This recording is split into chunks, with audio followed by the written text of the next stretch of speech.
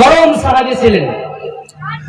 কিন্তু সেই ওমর ফারুক রাদিয়াল্লাহু তাআলা আনহু তিনি বলতেছে, যদি এই মক্কা নগরে যদি আমি কি না পাই, যদি নবীকে না পাই, আমি একটা ইহুদিকেও আমি মক্কা নগরে থাকতে দেব না, সমস্ত ইহুদিদেরকে আমি কাতল করে ফেলব।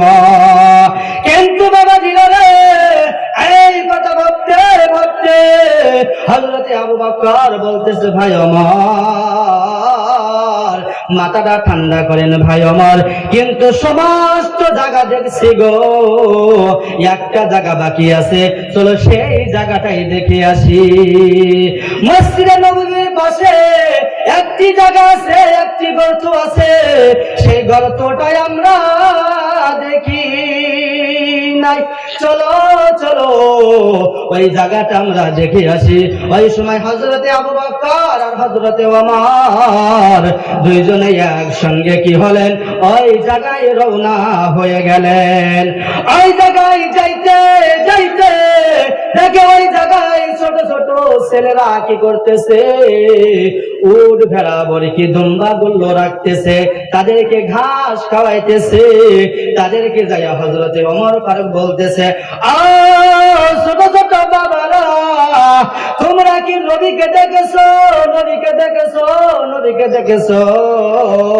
ওই সময় ছোট ছোট বাচ্চারা বলে, আমরা তো আপনার নবীকে চিনি না, আপনার নবীকে আমরা তো জানি না, কিন্তু গো একটা লোক 3 দিন ধরে আইসা অমুক জায়গায় শুই অমুক জায়গায় সিজদায় পড়ে কপালটা জমিনের মধ্যে লাগাইয়া কান্না করতেছে আর বলতেছে, রব্বি হাবলি উম্মতি, রব্বি হাবলি উম্মতি, রব্বি হাবলি উম্মতি। কান্না সুবহানাল্লাহ, আর জোরে সুবহানাল্লাহ। লিল্লাহি তাকবীর। আমার বাবাজিরা দিলের কান্না লাগাইয়া ছুড়েন, সেই নবী সিজদায় পড়ে রে বাবা, নিজের মেয়ের জন্য কান্না করে নাই, নিজের সম্পত্তির জন্য কান্না করে নাই, নিজের বাড়ির জন্য কান্না করে নাই, শুধু কান্না করেছে উম্মতের জন্য কান্না করেছে, তার হায়াতে জিন্দেগি শুধু উম্মতের জন্যই কান্না করেছে রে বাবা। কিন্তু বাবাজিরা রে, ওই সময় হযরত আবু বকর সিদ্দিক রাদিয়াল্লাহু তাআলা আনহু তিনি ভাবতেছে, এটা আর কেউ হইতে পারে না, কেউ হইতে পারে না, একমাত্র দুনিয়ার ভিতরে উম্মতের জন্য যদি কান্না করতে পারে, একমাত্র আমার আপনার নবী কান্না করতে পারে। কান্না সুবহানাল্লাহ। আমার বাবাজিরা হযরতে ওমর আর হযরতে আবু বকর সেই জায়গায় চলে গেল, চলে যায় বলতেছে হযরতে আবু বকর হযরতে ওমর ফারুক রাদিয়াল্লাহু তাআলা আনহু বলতেছে যে, নবী একদিন হইয়া গেল, 3 দিন হইয়া গেল গো নবী, আপনার কোনো সুসংবাদ পাওয়া যায় না, আপনি কেন এরকম গর্তের ভিতরে এসে সিজদায় পড়ে আপনি কান্না করতেছেন? ও নবী, আপনি মাথাখানা উঠান, মাথাখানা উঠান, আমার যত নেকি ছিল সমস্ত নেকি আমি কি করলাম, আপনার উম্মতের জন্য বিলাইয়া দিলাম। কান্না সুবহানাল্লাহ। কিন্তু বাবা জিরারে নবী মাথা উঠাই না, নবী মাথা উঠাই না। হযরতে আবু বকর বলতেছে, নবী গো, ও নবী আপনি মাথা উঠান, মাথা উঠান, আমি আবু বকরের যত নেকি ছিল, আমার জিন্দেগির ভিতরে যত নেকি ছিল গো নবী, সমস্ত নেকি আমি আপনার উম্মতের জন্য দিয়া দিলাম। ও নবী আপনি মাথা উঠান, মাথা উঠান।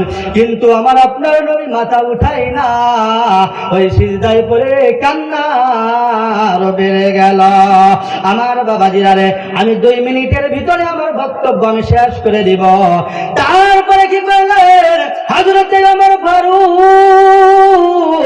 আর আবু বকর ভাবলো, এইখানে যে কতক্ষণ পর্যন্ত মা ফাতেমা না আসবে ততক্ষণ পর্যন্ত আমার আপনার নবী মাথা উঠাইবে না। তারা 2 সাহাবী কি করলেন, মা ফাতেমার বাড়িতে রওনা দিলেন। আমি লম্বা ঘটনা সংক্ষিপ্ত বলতেছি রে বাবা, টাইম নাই। সেই জন্য হযরত ওমর ফারুক আর আবু বকর ফাতেমার বাড়িতে যাইয়া ফাতেমাকে লইয়া আল্লাহর নবীর নিকটে চলে আসলো। আয়েশা বলতেছে, ফাতেমা বলতেছে, বাবা এইটা আপনার কেমন সফর গো বাবা, আপনি যদি কোনো জায়গায় যাইতেন আমাকে বলে আসতেন, আবার যদি কোনো জায়গায় থেকে বাড়িতে ফিরতেন যাইয়া সর্বপ্রথম আমাকে বলতেন, কেন আপনার মেয়েকে আপনি বলে আসেন না গো বাবা। যেই সময় ফাতেমা এই কথা বললো, বলার সঙ্গে সঙ্গে আমার আপনার নবী মাথাখানা উঠাই আরে বাবা কারো কথা জিজ্ঞাসা করলো না, কারো কথা জিজ্ঞাসা করলো না, নিজের মেয়ের কথা জিজ্ঞাসা করলো না, নিজের ফ্যামিলির কের কথা জিজ্ঞাসা করলো না। আমার আপনার নবী মাথাখানা উঠাইয়া বলতেছে, ও ফাতেমা গো,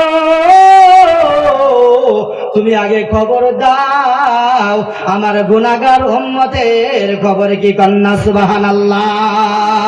আমার গুনাহগার উম্মতের খবর কি ফাতেমা তুমি বলো। এই সময় ফাতেমা বলে, আব্বা জান আপনি বাড়িতে চলেন, বাড়িতে চলেন।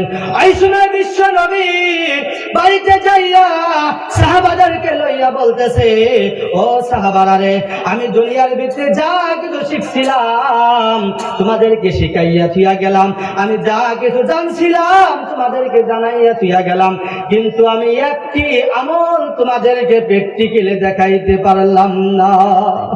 এই কথা বলে আর আমার নবী যার যার করে চোখে দিয়ে পানি ফেলে।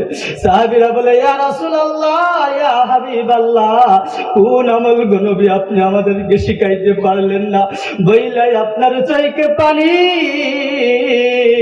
আমার আপনার নবী বুকে ভরা ব্যথা লইয়া চোখে দিয়া পানি যার যার করে সারে আর বলে, ও সাহাবীরা শুনো গো, দুনিয়ার ভিতরে মা বাবাকে কিভাবে খেদমত করা লাগে আমি নবী তোমাদেরকে প্র্যাকটিক্যালি শিখাইতে পারলাম না। যে সময় আমি মার গর্ভে ছিলাম ওই সময় আমার বাবা ইন্তেকাল হইয়াছিল। যেই সময় আমি 6 বছর আমার মা ইন্তেকাল হইয়াছে, আমি কোনদিন মা বাবার খেদমত করতে পারি নাই। আমার বাবা দিনারে এই মজলিসে কার মা নাই, কার বাবা নাই, ওই মা বাবার জন্য এখানে বসে বসে আপনারা দোয়া করবেন ইনশাআল্লাহ। আর আপনারা সকলে বেশি বেশি মসজিদের উন্নতি করবে, দান করবেন। যেহেতু আমাদের হুজুর এসে এখন উপস্থিত হয়ে গেছে, এখন আমার আর বক্তব্য লম্বা করার দরকার নাই। এখন আমার ভাষার মাধ্যমে, আমার কথার মাধ্যমে যদি কোনো ভুল ত্রুটি হয়ে থাকে আপনারা ইনশাআল্লাহ নিজ গুণে মাফ করবেন। আর সকলেই আমার জন্য দোয়া করবেন, জানি আল্লাহ রাব্বুল আলামিন জানি আমাকে এই রাস্তায় জানি কবুল করে। ওয়া আখিরি দাওয়ানা আনিল হামদুলিল্লাহি রাব্বিল আলামিন। দ্বীন ইসলাম জিন্দাবাদ, দ্বীন ইসলাম জিন্দাবাদ।